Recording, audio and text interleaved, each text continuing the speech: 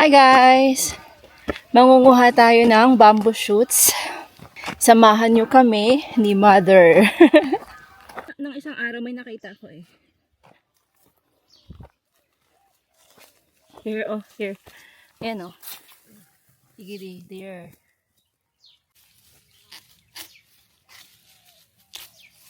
Ayan siya oh. Yun. Ayan. Oh. Dami. Ito banda madami. Oh, ito madami. Ayan, may kukunin tayo. Ayan oh, ayan oh. Oh. Ayun.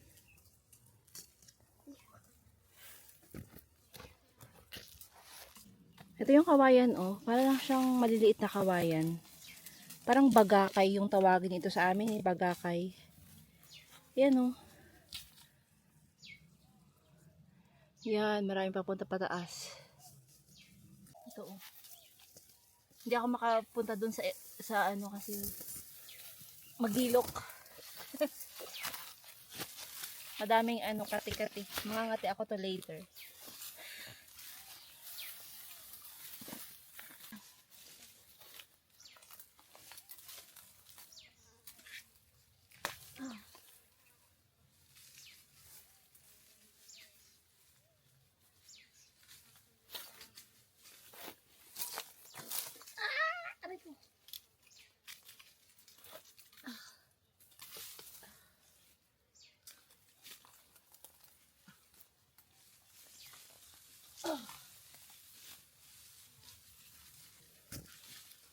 Yan, dito tayo. Dito lang, malapit lang sa bahay.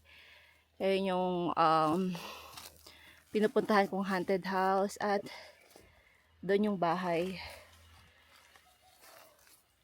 Ito yung mga bamboo shoots. Ayan.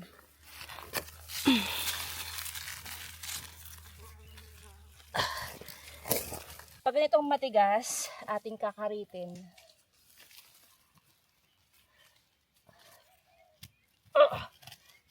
Oh. Ayan.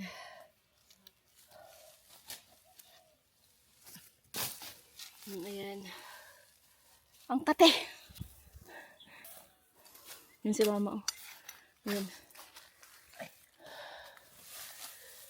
Dami na niya nakuha.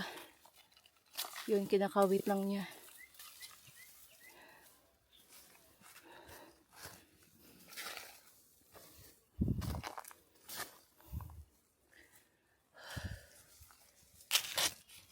Ayan. Aw!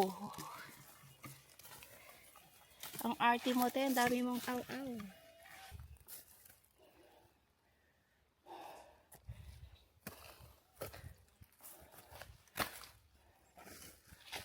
Is this someone's grave?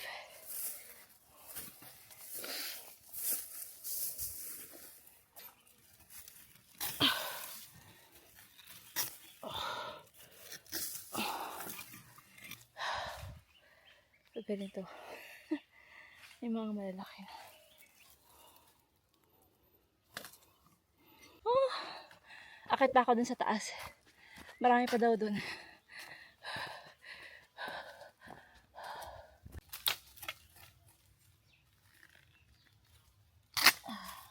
Yeah. Ay. Oh. Yun.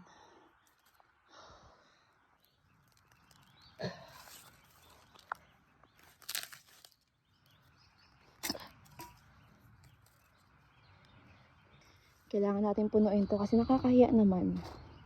Hindi natin mapuno, di ba? Maraming mga maliliit na ganito. Hindi ko alam kung pwede pa ito eh. Eh, maliliit lang siya. Ito naman malaki. Try natin. Parang pwede din to eh.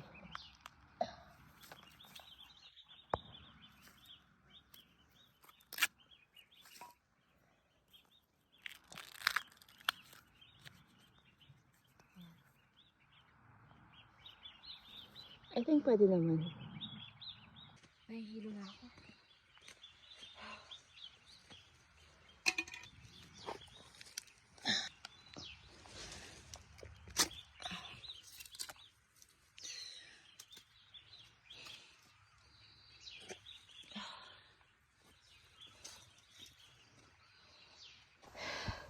Ito yung nakuha ni Mama.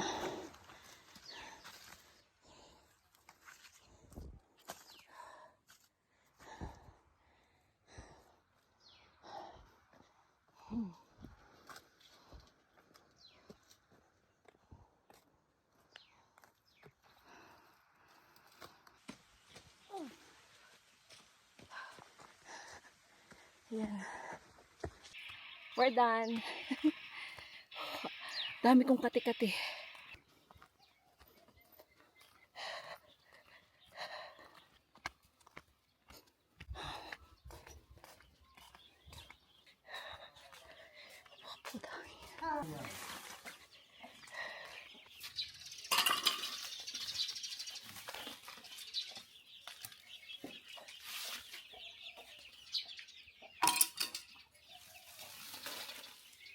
Yan, ang dami.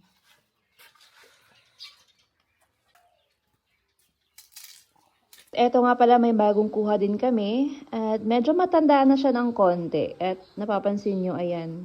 Malapit na siya magkikawayan. So, ayun lang. Thank you for watching. Bye-bye! After balatan, huhugasan ito at papakuluan. Yung pagpapakulo ay 5 minutes lamang po. Tapos eto na yung magiging itsura niya. After pakuluan, atin po itong huhugasan para daw ma-retain yung pagiging malutong or crunchy ng bamboo shoots. Huhugasan siya ng maigi kasi medyo may amoy din siya ng konti.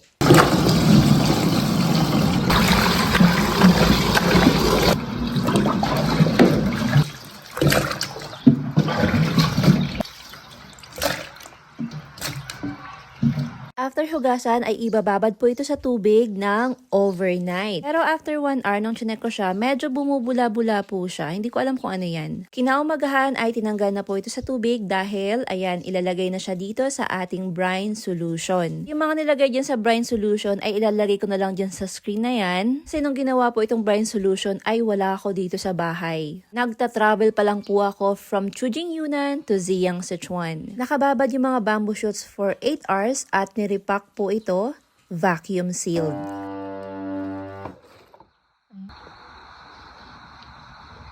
Eto na po siya at ilalagay po yan sa freezer para mas mahaba pa yung magiging shelf life nito. Masarap ito papakin pero masarap din ihalo sa mga gulay, lalong-lalo na kapag stir fry. Sabi yung pawis ko. Bago ba sa?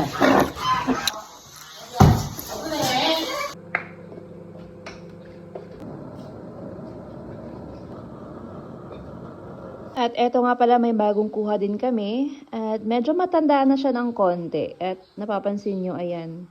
Malapit na siya magkikawayan. So, ayun lang. Thank you for watching. Bye-bye!